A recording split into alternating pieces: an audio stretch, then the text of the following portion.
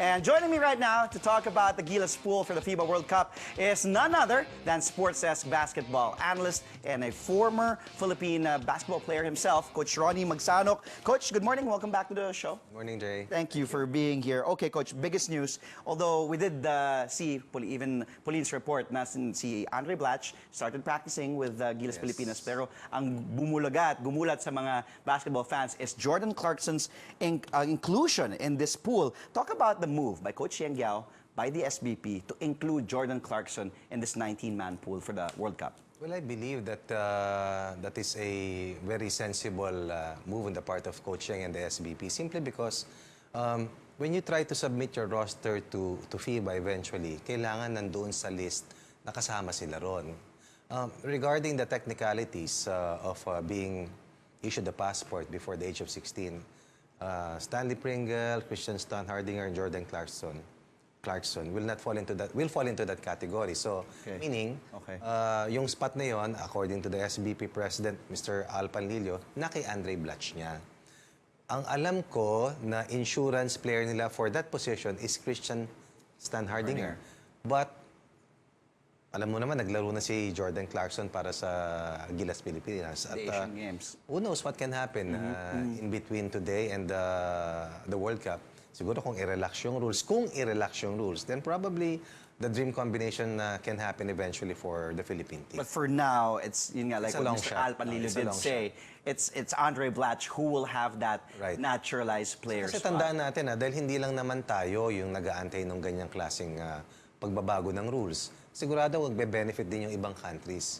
And if we get stronger, then chances are the other teams are also bound to be stronger as well. That's a very valid point. Okay, so nabanggit mo nga, Coach, hindi lang naman si Clarkson, of course, Blatche is a naturalized player. You did mention Christian Stan Hardinger and Stanley Pringle, who also played for you sa FIBA 3x3, si Pringle. Kasi relax ang rules doon. Yes. Okay. Why were they added also dito?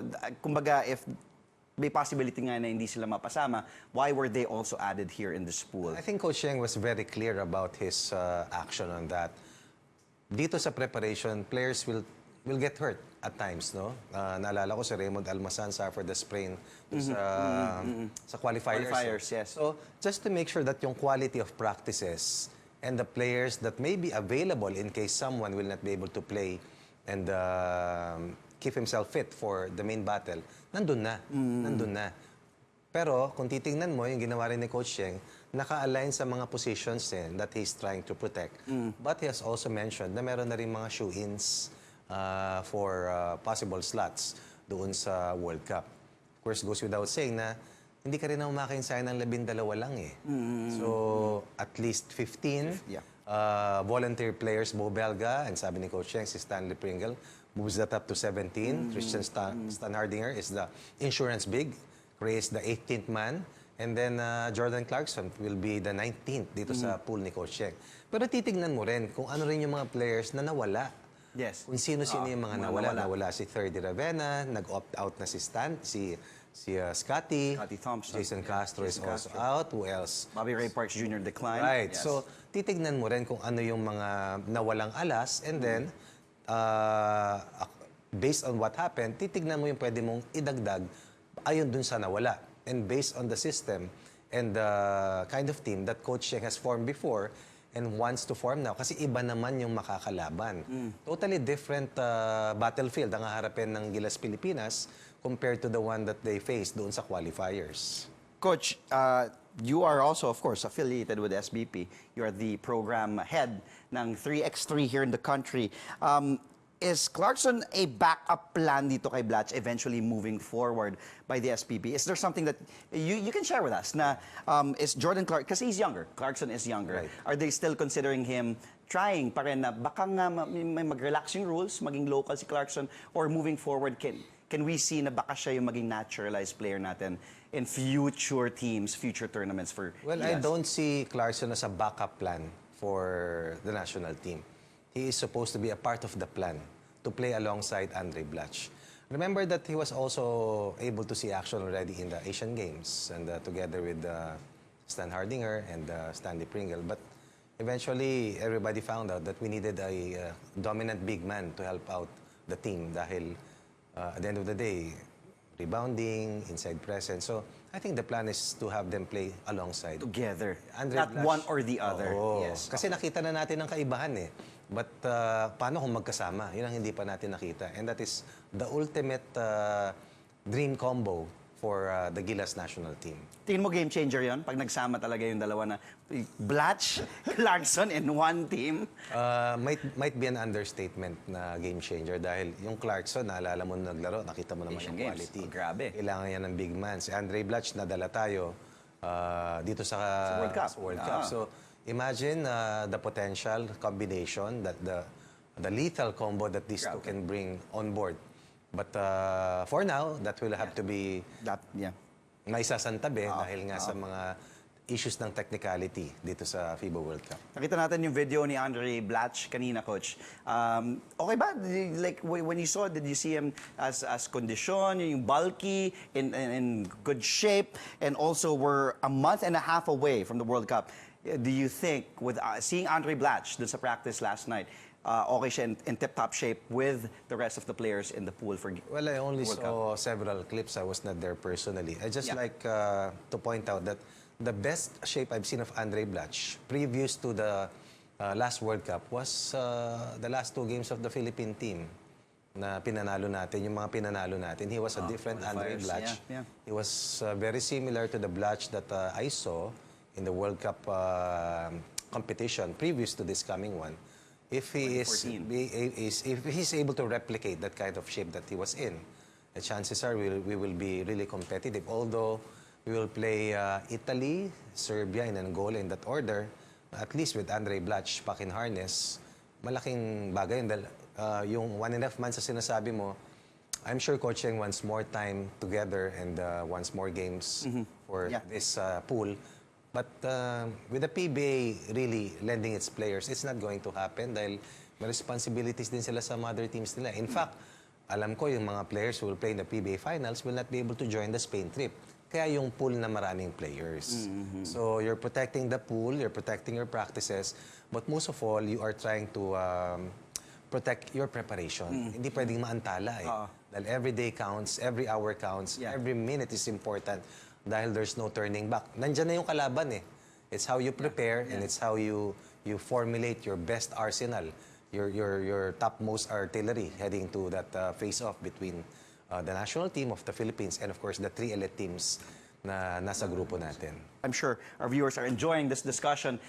Coach, okay, let's dissect the 19-man pool further. We're going to see them on our screens in a bit. Let's talk about Kiefer Ravena.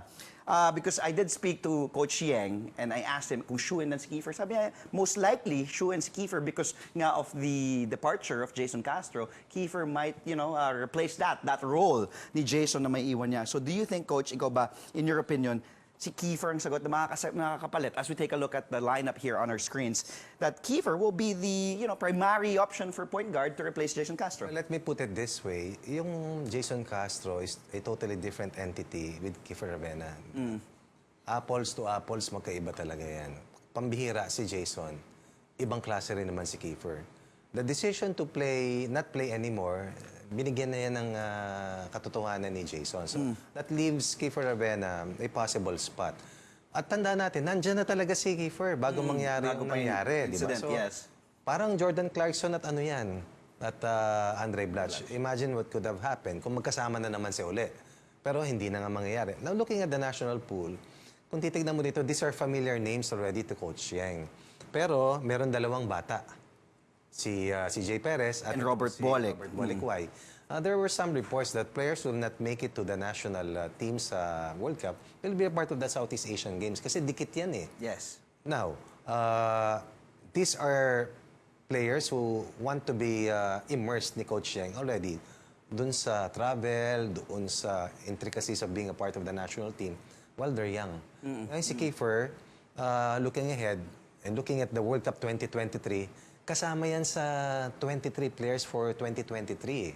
Now, the names that you showed earlier on your screens, I'm sure meron ng mga napupusuan si Coach Yeng dyan eh. Pero merong ilan na hindi lang pwedeng lahat yan shoe-in eh, di ba? Dahil 12 lang eh. Pero it all depends on what will happen in their preparation. Probably, if everything goes well, shoot na yan. tatlo na lang ilalagay ni Coach Cheng talaga. Pero kung may masaktan, halimbawa, wag naman, then meron kang pwedeng ipalit dahil you protect every position. The big man position, the shooter's position, the point guard position. And I believe that Coach Cheng is also looking at a guard who can play the 1 and the 2 as well. Combo guard. Na walang mawawala. Defensively, solid. And then you also want to be taller. We also have to point out that Gio Halalon is no longer around. At L.A. Tonoro is no longer with the national team.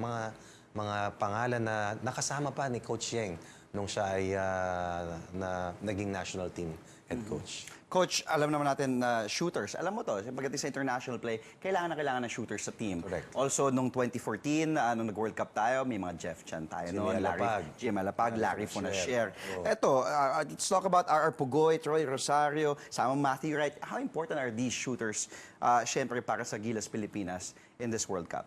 Well, we may have Andray Blatche as our top big man, but we also have to have shooters because the other teams will have bigger frontline players. Goes without saying that in any offensive system in the global stage, you have to have shooters because most of the teams that we'll be facing have big men who are also shooters.